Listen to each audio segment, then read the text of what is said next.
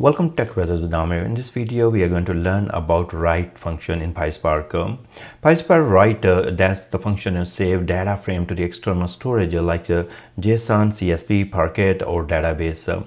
So I have a couple of videos already created on how to create the CSV and Parquet files, and you can watch them as well. Azure Blob Storage, it is a cloud storage for large unstructured data. And what is SAS token? So secure token that grant time limited access to the Azure storage without exposing account keys. Now, what is JSON format? So it is a JavaScript object notation that is lightweight data format commonly used for storing and transporting data. Now the definitions are done, and let's go ahead and take a look on our sample data. Here is my sample data, and it has the name. We have some designations, and then we have age.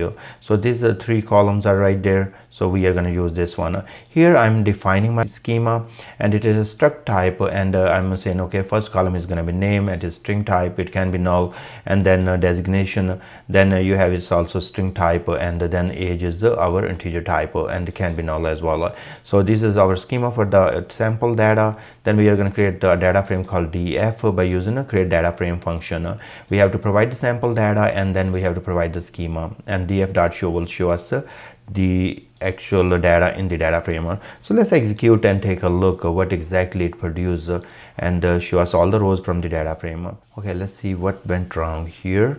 Okay, so why this is commented, I'm not sure. So I'm gonna go back again, rerun this, and that shouldn't create any issue. Okay, so that's completed successfully, and here is my data frame, and it has name, designation, and age. You can see there are 4 records here. Now what's next? We would like to write this data to the blob storage, and that's where we have to configure some parameters or provide some information. So here is container name on which I would like to write. So your container name, if I go to the blob storage here, and then in the blob storage, let me get to the portal right here. So I'm in here in portal.azure.com, then I search for storage accounts, and in the storage account I have a TechBrothers storage account. If I go to TechBrothers storage account, I can go to the data storage, then containers, and here I will see the different containers. So I have output container, and I was doing some testing, and there are some folders created. So this is the name of the container I'm going to use, and this is my blob storage name. So if I want to copy right here, I'm going to copy TechBrothers storage. That's my storage account name, and I'm going to paste right there. And then I will be my output is my container name, and then SAS token. So I'm going to go back here and click right there on 3 dots in front of the output container and generate SAS token. I'm going to provide some permissions here, so read, write, add, delete, and all those kind of permissions.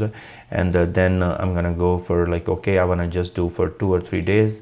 That's the permission I would like to give, generate SAS token, and copy this. Go back here and just paste the SAS token. Now we should be fine when it would like to write the data from the Spark to this container output.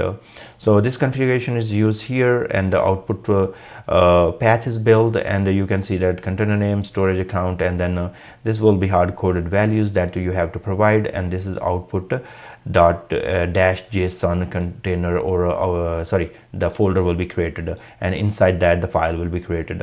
So this will be also live as is. You don't have to do much here. This will need a container name and a storage account, and that you will provide for Azure SAS.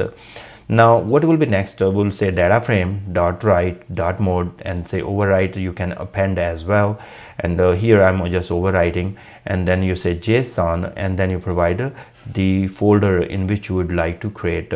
So it is going to be df.write mode overwrite, and JSON output folder is going to do that, and then we are reading it back from that folder. So df read, and then spark.read JSON, and then I tell from where to read that file, and then I'm showing the df read data frame by using the show function. So I'm going to go ahead and execute this whole thing, and then we are going to analyze the contents in that folder. So it's completed successfully, and you can see that this was our original data frame. It did print out, and then later what happened, it also read it back from the blob storage and showed us the output from our df read data frame as well. So that's what we are seeing right here. Let's go back and analyze the folder that got created during this process. So here is the folder output JSON, and you see right there are multiple files created. So if you see this part 1, part 0, it starts with 000, so that's and then 1 2 3 and keep going. So if you look into this one, you are gonna see some records here. You see that's name, Amir Shahzad, designation, engineer, and then you have age. So it's a single record. Then the other one have single record as well. We have total 4 records. So what happened here, there are 4 partitions of our data frame, and the number of files those will be created here. They will be depending upon the number of partition of your data frame. So Spark does process them in parallel, like read and write, and that's why these partition will be written into different parts and then read as well in these parallel by the executor nodes. Now if you want to write to the simple, like maybe a single file, that's also possible, and or you can use the coalesce function to merge all these partitions here. So in case if I want to do something like that, in this case we can use coalesce or dot repartition, and then you can do like whatever the number you want to do, you can do something like that. So in case now if I will say, hey, guess what, in this I want to repartition onto 2, and I know that my data frame has 4 partition, that's why it created 4 files. Let me see, right, not here but before right here. Okay, so that should do it. Now let's rerun. Okay, so small mistake in the spellings and all that, so we did that. So we are saying df dot repartition. Now repartition my data frame into 2 partition, then write to mode, so write to the override, and then JSON output path. So here it will be writing to the JSON 1. So now if you go back here and if we go to the output and go to the JSON 1 here, and you see that now there are only 2 partitions. So there are 2 files created. So there was 2 partitions, 1 partition is written to each of these JSON files. So as I said that you can also use coalesce, and that will do the trick as well. So if you want to do single partition, you can also like do single partition here. In that case, just it will write to single. So let me show you the coalesce as well. So here is my code for coalesce. So df.coalesce, I'm merging all those different partitions into one, and then I'm writing to the JSON output in this folder. So instead of 1, I'm going to go ahead and change the folder to 2, so you can see now it will create only a single JSON file. So if we go back to the output, and here is our folder that got created, and you can see right there, that's the single file. So all the records were written into this one. Now there are 4 records, and we can see that the JSON file is created with all those 4 records because we use coalesce to merge those partition into single partition.